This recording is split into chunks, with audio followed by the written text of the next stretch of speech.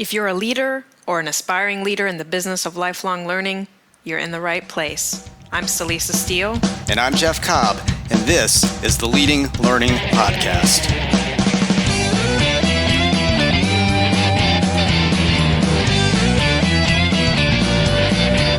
Hello, and welcome to episode 83 of the Leading Learning Podcast. This time around, we talked to Derek Warnick and Scott Kober, the two people behind what is easily the hippest event in the world of continuing medical education, CMEpalooza. Before we get to the interview, though, we want to take a moment to thank Castle, our sponsor for the second quarter of 2017. Castle is an accomplished full-services certification and licensure testing company that also offers its clients a variety of learning solutions capabilities. With an expert team of testing and instructional design professionals and a 30-year history of excellence in its field, Castle understands what it takes to develop and deliver quality learning and certification programs. To find out more about Castle's custom learning solutions, go to leadinglearning.com/Castle. We also want to make sure Leading Learning Podcast listeners are aware that there's also a Leading Learning newsletter. And we use this as a way to share high-value resources that we come across each month. And we package those up into a brief email that you can read and digest quickly. So if the Leading Learning Podcast is audio intelligence for learning leaders, and we sincerely believe it is, then the Leading Learning newsletter is inbox intelligence for learning leaders. You can get the details and sign up by going to leadinglearning.com/newsletter. And I'll mention, too, that the Leading Learning newsletter, like this podcast, is both high value and completely free. And that description also applies to CMEpalooza. Jeff, you had the chance to find out more about that event. How did your conversation with Derek Warnick and Scott Kober go? It was a great conversation. CMEpalooza is something that's been on my radar screen for a number of years now. As you noted, it is a free event. It's very high value. For those listeners, we talk about what it is exactly in the context of the interview. But for those listeners who may not be tuned into the existence of CMEpalooza or know exactly what it is an online event. Takes place twice a year at this point, and it is aimed at individuals who work at creating and delivering continuing medical education or CME experiences. And this is a one-day event where they pull together experts in topical areas to have them deliver sessions online and try to keep those as interactive as possible sessions online. And they use free tools to do this. So, this was a great opportunity to talk with Derek and Scott about, what CMEpalooza is, how it came about, how it's worked, the technology behind it, and what organizations who might want to take advantage of this type of really kind of grassroots model for pulling together a great educational experience, what they might want to think about, take into consideration to capitalize on the lessons that Derek and Scott have learned. Well, that sounds great. So let's get on with the interview.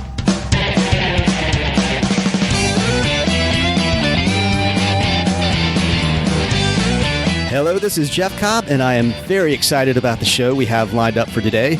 If you are even remotely interested in creative, low-cost, and yet highly effective ways to deliver educational experiences, then you are in for a treat.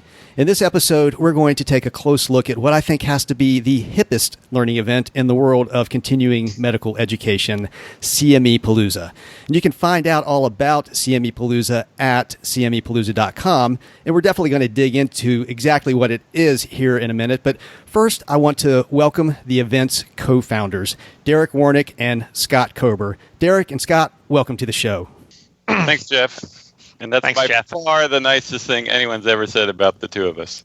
Yeah, I don't think Derek has ever been associated with anything described as hip in his lifetime. Come on. Well, the bar in the continuing medical education world is probably fairly low, but you guys have definitely. It's very high. It's extremely high. You've now set it high. So. Well, thanks so much for being here. And I definitely want to talk about what CMEpalooza is, and also find out what you've learned from it that you might be able to share. But before we do that, I want to make sure listeners know a bit about who the two of you are. And so, Derek, I know you work in healthcare education for Pfizer, the big drug company. So, what does your average day look like there? So my average day is, I do a lot of, so we're, the medical education arm, so to speak, of the company. So a lot of grant review, putting together call for grant applications, reviewing grants. That makes up, I'd say, the large part of my day. And Scott, if I understand correctly, you're an entrepreneur, and you have a company called MedCase Writer, and I mean that seems like a really specific niche sort of business, writing medical case studies. What took you down that path? So I sort of have a journalism background. So when I moved into writing about healthcare, I sort of kind of created a niche in continuing medical education, and certainly I don't exclusively write case studies, but that's a lot of what I do. More broadly, I mostly will develop content for medical education programs, whether it's case studies or something else. Great. And so now you've turned that into an actual company, an actual business, which I'm certainly a fan of, having been an entrepreneur myself for most of my life. So let's now then talk about this creation of yours, CMEpalooza. And I mean, first of all, I have to ask, are both of you big music fans? Because I'm assuming that the name had to be inspired by Lollapalooza, the big famous music festival. Is that right? Yeah, I mean, that is, it's hard for us to say that. No, we came up with the Palooza all on our own. It had nothing else to do with it. But yeah, it sort of did. Just because of the history behind how we put it together. The Lollapalooza certainly played into it. Plus, I thought it sounded cool. So it definitely does sound cool. It goes back to setting that bar high in medical education. And so, who gets the credit for the idea between the two of you? I mean, did you come up with it together, or did one of you come up with it and have to sell the other one on it? So I guess I get credit with the original idea. It started. I won't give you the long-winded history of it, but I mean, basically, a couple years, 2014, maybe something like that. In our area, there is, the big annual conference, the help me out here, Scott, the Alliance for Continuing Education of Healthcare Professions. So I get all the words right.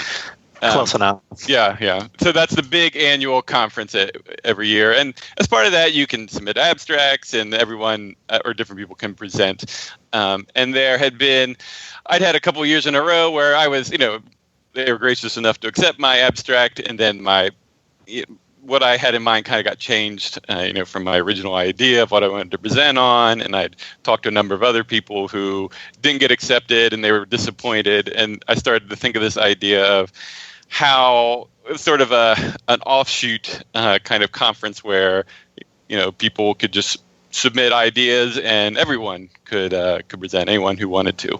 And so that's sort of the Lollapalooza connection is, all these little offshoot concerts that came off of the main stage of Lollapalooza. So that's sort of how I was thinking of with CMEpalooza.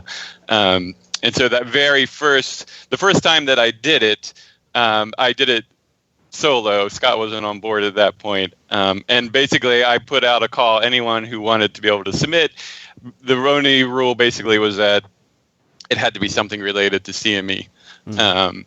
And anyone who submitted an abstract was accepted, and it had, 23 presentations from a half hour to an hour in length over 2 days. It was a little much for one person to do. And so that's when, and then Scott came on board after that. So that very initial one I did on my own, and then Scott's been on board. Well, that's a significant thing to take on by yourself. I mean, it sounds quite chaotic. I'm sure it was, as I say, herding cats to get it all to work. It was a bit.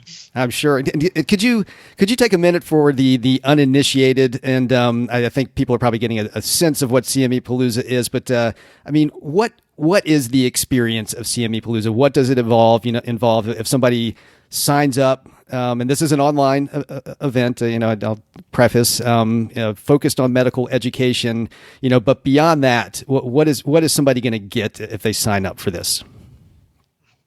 So CMEpalooza, we have two annual events. We have one in the spring, which we just concluded in April, and then we have one in the fall in October.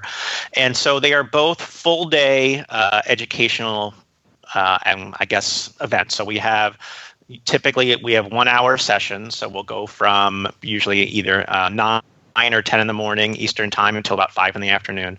And for each of our sessions, we try to kind of, we have a variety of topics, and we try to, get interesting panels together. We try to get different sorts of approaches to each of the sessions. And one of the nice things is because it's just Derek and I who are planning this, there's no committees to go through. So we get to be pretty creative with the kind of sessions that we're able to provide. We've tried all sorts of kind of unique sorts of things. So it's not just, let's get this group together for an hour to talk about a topic. We'll kind of, mix things up, and we've done, I think what we called our Puntu Lurtu sessions, which I'm sure Derek will talk about a little bit later. We get to have fun with it, which I think is one of the things that Derek and I really like about it, and our audience really likes about it. We're sort of I think we call all people call ourselves, the unconference, or but we sort of have a personality of being fun, and we don't take ourselves too seriously. And I think that's one of the things that our audience kind of really enjoys about our marketing campaign and our kind of lead up. And then we're a little more casual than your button down suit and tie live activity. We're sort of burying the lead here, though. I don't think we've even mentioned that this is all done by Google Hangouts. Mm-hmm. So every session that we do, again, sort of the impetus for this was I had been fooling around with it back when Google Plus, rest in peace, I guess we can say now, since it's basically, I don't know if Google Plus even still around. I mean, Hangouts sort of are, but I had been fooling around with some Hangouts and realized, again, at the same Alliance conference, there was a colleague of mine who was getting ready to do a presentation up on the main stage and had someone who had helped him put his slides together and done a lot of work, but she was over in the UK and couldn't be at the conference and was expressing disappointment that she couldn't watch the session. And I thought I could probably just do a Hangout and use my laptop and so you can watch it, and did that. It was the first time I'd ever done any kind of a Hangout and just had my laptop in the conference room. I realized later I probably should have asked someone first before I did that, but it all worked out in the end. And that was, at that point I realized, I bet we could use these Hangouts to just do different sessions like this throughout the day, and people could tune in. So we use a combination of, our website we use a WordPress website, and so we have a page where we, every hour we put up the next streaming video for the next session, and we go throughout the day doing that. And you said, that was burying the lead to not say that, but another part of burying the lead is this is free.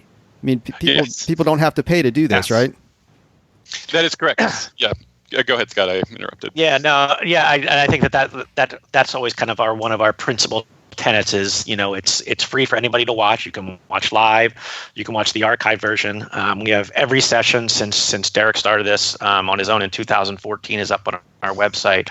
And not only is the conference free to anybody who participates, but we spend, I think, about $20 a year. Actually, $18 a year. That those are our out-of-pocket costs for the conference. So this is sort of a really a do-it-yourself conference from every perspective. I think you're probably making some event planners at associations cry right now when they hear $18 for a successful 2-day event. That's fantastic. So how then precise a read do you have on how many people do attend each year and what they're getting out of it? Those sorts of metrics. So what you get when you're in Google Hangouts is you get a count of the number of computers that are actually viewing the session.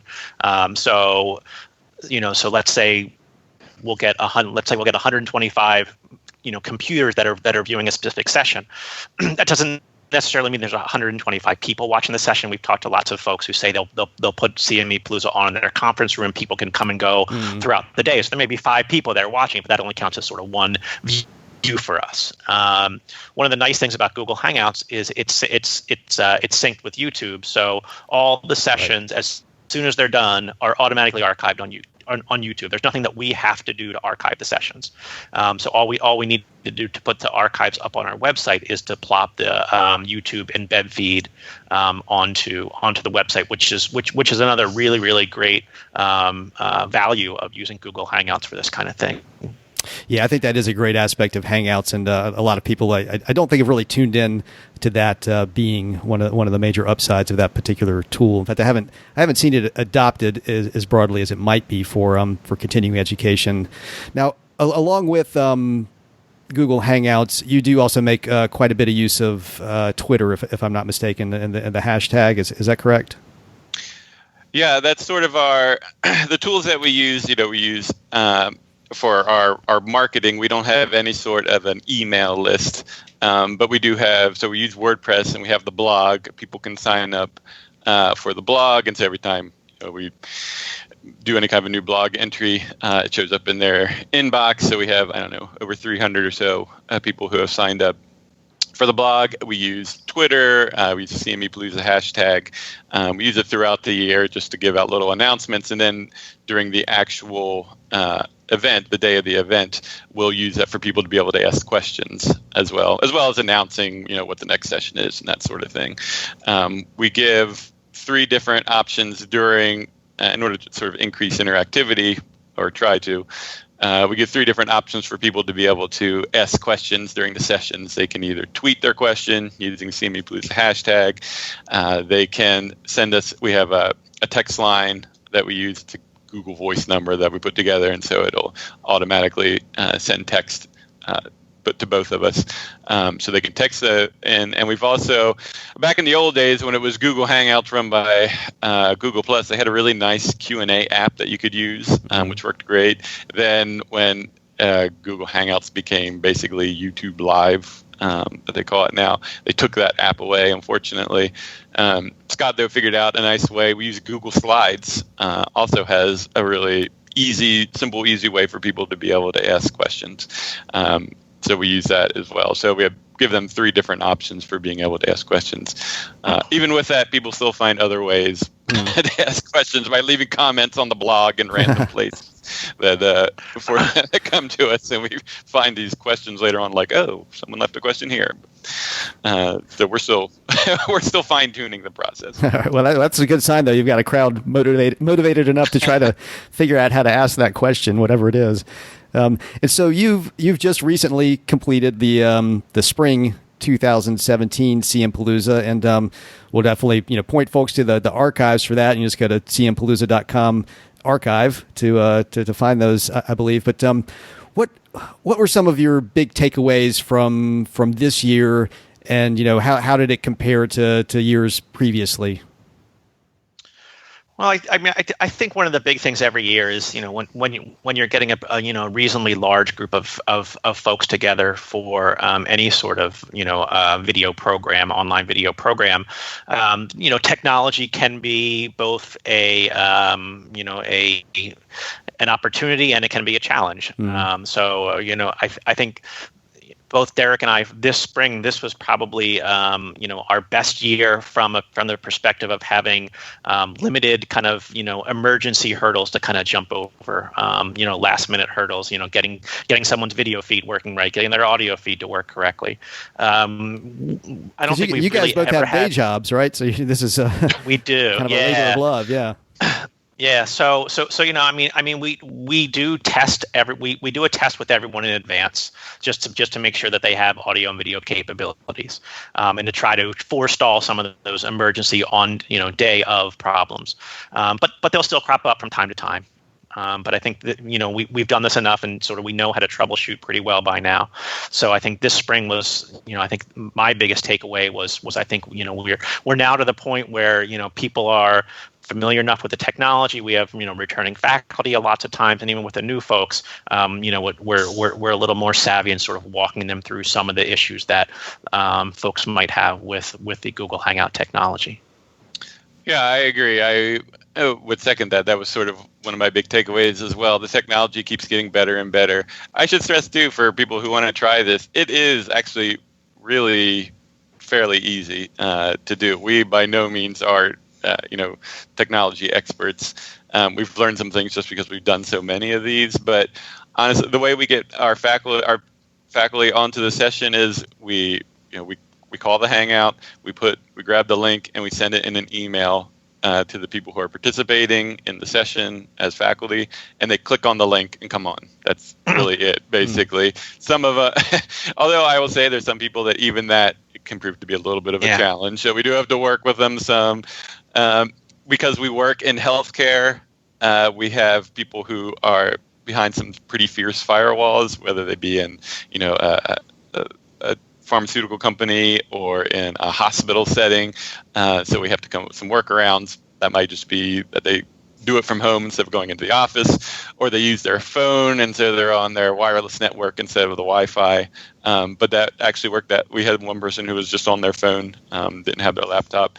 It worked out pretty well. I was surprised at how well. So every time we do this, it feels to me like it looks better and it's getting better and easier to do. And this time around was, and we also had a more engaged, I felt like anyway, I don't know if Scott felt the same way, more engaged audience this time. We had, at least for our first 3 or 4 sessions, we had a lot of questions that came in. People were starting to, get how to ask a question on Twitter or to text or whatever it might be.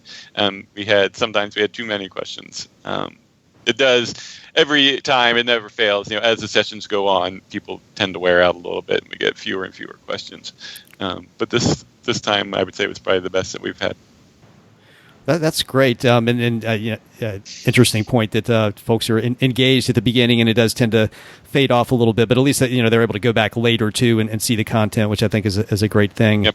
Now, I know from having put together quite a few events myself that even with free technology and even without having to deal with committees and everything else, I mean this is work. I mean it does take some effort to put something like this together. So I'm interested. What did the two of you get out of this? Why do you do it? Well, I'll go first. I think we probably have very different reasons for it. For me, there's a couple things. Number one, this is sort of my fun kind of sideline activity. When I'm having a busy day work wise, I'll just say, all right, I'm just going to do work on marketing CMEpalooza for half an hour.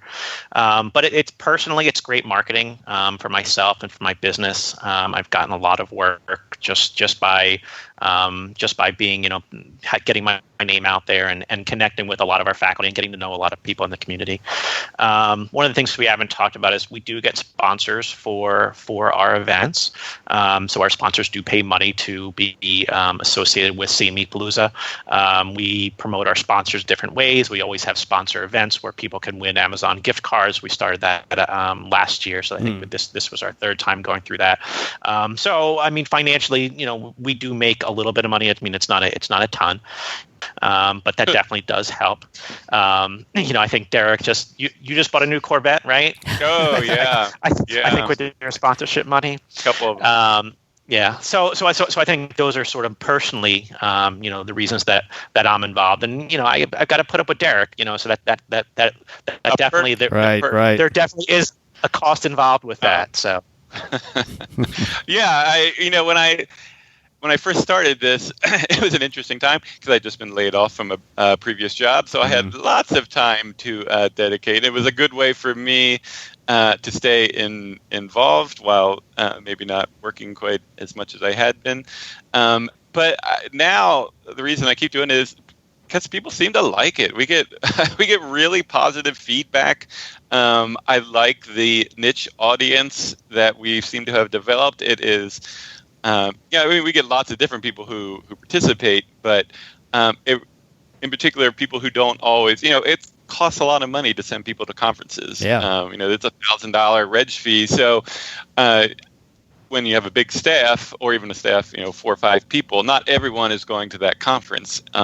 So I think CMEpalooza gives people an opportunity to further their education who maybe don't have as many opportunities as some others might. And we've gotten some really nice feedback from maybe some regional hospitals or whoever, and talk about how great it is that they can they get pizza and broadcast this to the screen for the whole staff to be able to watch. And so people who don't have those kinds of opportunities are able to do that. So, and the fact that it isn't a huge investment in our time, because if it was, I wouldn't be able to do it anymore. That we've got the process down. Certainly having two of us doing it makes it a lot easier. And so that, being able to work on it in the evenings or when I have a few extra minutes, keeps it that way. And that's also why we keep it. I mean, I'm going to say we keep it low tech. I don't mean that necessarily, but we've had offers. People have wanted us to use their technology to broadcast rather than the Google Hangouts. But part of it is sort of proving a point that when I did this the first time, I didn't even pay the $18 for. I used the free WordPress site. I wanted to show that you could do a whole conference for not any money. It helps that all of our faculty are volunteers, so right. We don't pay honoraria fee, that sort of thing. But it is sort of to prove a point that you don't have to spend huge amounts of money in order to put on a conference with good content that people will appreciate. Definitely. And so if there are folks listening, whether they want to do this themselves or whether they want to do it as part of their organization, but to try something like CMEpalooza for their particular profession, what are some of the key points of advice that you would give? I mean, I think whenever you're using new technology, whether it's Google Hangouts or something else, certainly test. Make sure that you are familiar with the technology. Make sure you know how it works. Make sure that you have some idea how to troubleshoot problems. I think one of the big things that I think Derek and I always emphasize, and I mentioned this earlier, is that we will always get on with all of our faculty in the weeks before their session, that familiarizes themselves with the platform, and it helps forestall some problems up front. It takes time to build an audience. I think when Derek did this the first time, like I said, he did it on his own. He kind of had his network, but now we're building our network slowly, word of mouth. A lot is word of mouth.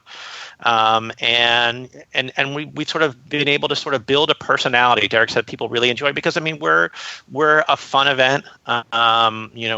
Derek and I have fun with it, and that's sort of how we branded the conference. I don't know that we necessarily planned it that way, but that's just sort of how it's morphed, and we've sort of been able to kind of leverage that to the benefit of the events.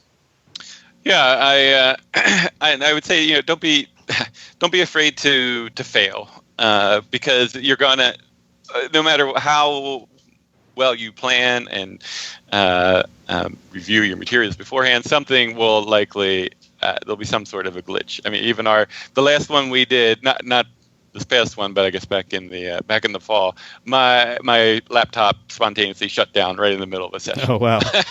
And then, at the very first one of the day, of course, too.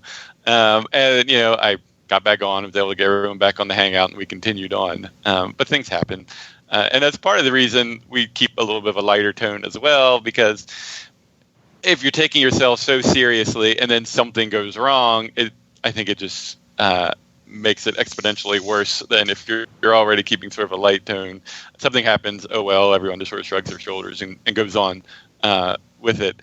It also, I think, has worked to our advantage as well, because I think that we do have faculty who maybe are willing to say a little more in this sort of a setting than they would in a more formal conference setting, where they're standing up front with a suit and tie on. That's a good point. The looser environment, I think, helps with the interaction between, and we should say as well, most of the sessions we do are panel sessions. So it's more than just, we do have an occasional where it's one person doing a presentation, but for the most part, it's panel, it's interactive. So I think that's sort of a tone. The informality of all of it is to our benefit.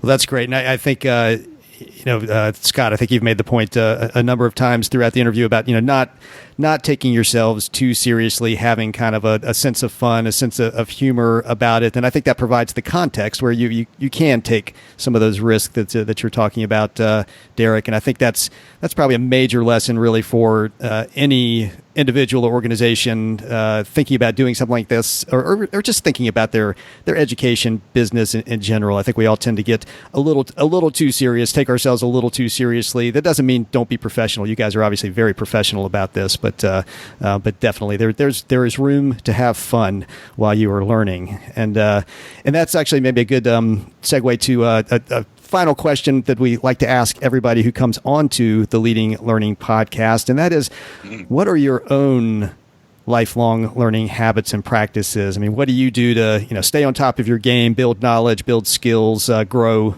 personally in your own life? Ooh, that's a good one.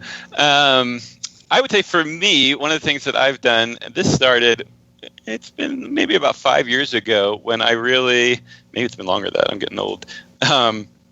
Social media, particularly Twitter and others, has been a great boost to my own personal learning. I've been amazed at how much that I can learn from others, whether it's on Twitter, whether it's on Facebook, LinkedIn, whatever it might be. The number of resources available to me just increased dramatically. That I found things I never would have found if it wasn't for that. And so I've become a pretty big proponent of social media for professional use. I mean, I have my, of course, my own for outside of work, but for professional resources as well has been a huge boost for me. Great.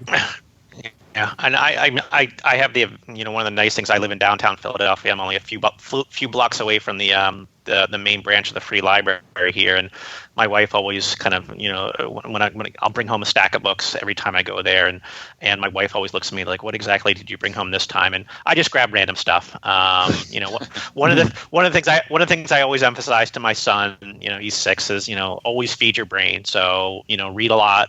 And try to become well educated and well rounded, both within your profession. So I'll read stuff about healthcare and medicine for sure, but outside of it as well. Find what you're interested in. Become as expert in those areas as you can, whether it has anything to do with your professional life or not. Just I think it helps become a well rounded and interesting person. Well, great. Well, thanks so much for sharing your practices. And as we're wrapping up here, I'll note again that listeners can of course find out all about CMEpalooza at CMEpalooza.com. You can get the archive, so you can go back watch this year, watch previous events by going to CMEpalooza.com/archive. And for each of you personally, are there good ways that folks might be able to connect with you, whether that's on social media or by email or whatever the case might be, if they want to follow up and find out more? Sure. So for me, it's my website is www.med, so medcasewriter.com. My hashtag on Twitter is medcasewriter. So either one of those is fine. I also use LinkedIn a lot, so folks can find me on there as well. Great. And for me, Twitter, I'm at the CME guy, and email the CME guy at gmail.com. I'd also like to, if I may, in closing, I have to talk about one of my quick pet peeves, and something I'm very passionate about, and that is the correct spelling of CMEpalooza. It's with a small p, right? It is with a small p, right. Capital C, capital M, capital E, Palooza, all one word, lowercase Palooza, all one word. Excellent. Well, I'm glad to spread the word about that. I was actually spelling it incorrectly myself at first, and then I realized that I wrote an entire blog entry all about that, and people still can't get it right. Well, and I will note too, as we're wrapping up, that Derek, I can see Derek by video here, and he is wearing the CMEpalooza T-shirt, and y'all really need to set up an order form on the site so that people can. It's a collector's item. It's a collector's item. Well, if you go public with it, make sure that people know. So, well, great, guys. Thanks so much. I really appreciate you taking the time to be on the Leading Learning podcast. Sure, Jeff. Thanks for having us. Thanks, Jeff. That wraps up our interview with Derek Warnick and Scott Kober. As we're exiting, we want to say thanks again to Castle, a full-service certification and licensure testing company that also offers a variety of learning solutions capabilities. You can find out more about Castle's custom learning solutions at leadinglearning.com/Castle. To get show notes for this episode, go to leadinglearning.com/episode 83.